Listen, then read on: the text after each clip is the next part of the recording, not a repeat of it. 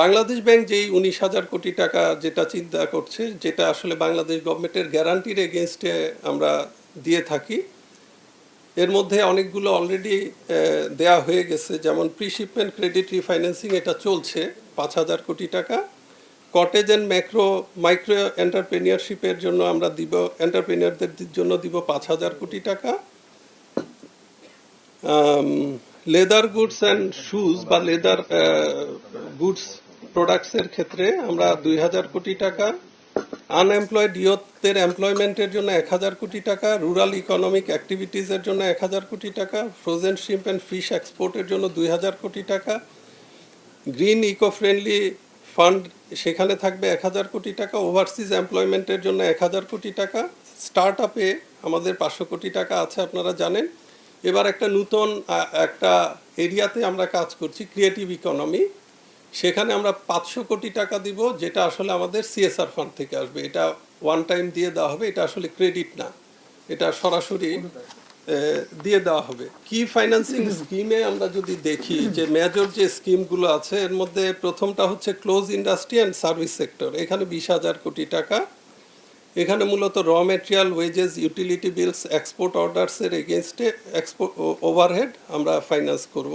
CMSME সেক্টরে 5,000 কোটি টাকা, এখানেও raw material, labour wages, export fulfilment and production ওভারহেডসে আমরা দিব। এগ্রিকালচারাল অ্যান্ড রুরাল অ্যাক্টিভিটিসে 10,000 কোটি টাকা, এখানেও একই ধরনের খাতে দেওয়া হবে। এক্সপোর্ট ডাইভার্সিফিকেশনে 3,000 কোটি টাকা এবং নর্থ বেঙ্গল এগ্রিকালচারাল হাব, যেটা আমরা চাচ্ছি নর্থ বেঙ্গল হবে বাংলাদেশের এগ্রিকালচারাল হাব, তার জন্য আমরা দিব 3,000 কোটি টাকা। মোটামুটিভাবে বাংলাদেশ ব্যাংকের ওন ফান্ডে যেগুলো দেয়া হবে, এগুলো প্রি শিপমেন্ট ক্রেডিটে 5,000 কোটি টাকা। এখানে আমরা আশা করছি এর ফলে আমাদের 50,000 লোকের এমপ্লয়মেন্ট বাড়বে।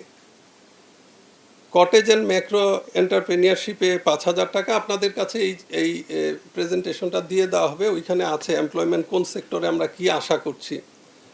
ওভারসিজ এমপ্লয়মেন্টে আমরা আশা করছি 1,000 কোটি টাকায় আমাদের প্রায় 1 লাখ লোকের কর্মসংস্থান আমরা করতে পারবো। আনএমপ্লয়েড ইয়ুথদের জন্য আমরা দিব 1,000 কোটি টাকা, এখানে আমরা আশা করছি প্রায় 50,000 লোকের 50,000 যুবকের কর্মসংস্থান হবে। এটা দেয়া হবে কর্মসংস্থান ব্যাংকের মাধ্যমে। এখানে এই জিনিসগুলো আপনাদের জন্য দেয়া আছে, দেখবেন। রুরাল ইকোনমিক অ্যাক্টিভিটিসের জন্য 1,000 কোটি টাকা, এটা আমরা দিব আনসার ভিডিপি ব্যাংকের মাধ্যমে। আপনারা জানেন যে আনসারের প্রায় 11 লাখের মতো নিয়মিত সদস্য এবং ভিডিপি আছে প্রায় 52 লাখের মতো। এরা কিন্তু পেইড না, কিন্তু এরা সবাই নেটওয়ার্কে আছে, তাদের জন্য ক্রেডিট দেওয়া হবে। তারা সাধারণত কৃষি বা এই ধরনের প্রজেক্টে লোন নিয়ে থাকে। ইকো ফ্রেন্ডলি প্রোডাক্টে আমরা দিব 1,000 কোটি টাকা। ক্রিয়েটিভ ইকোনমিতে 500 কোটি টাকা।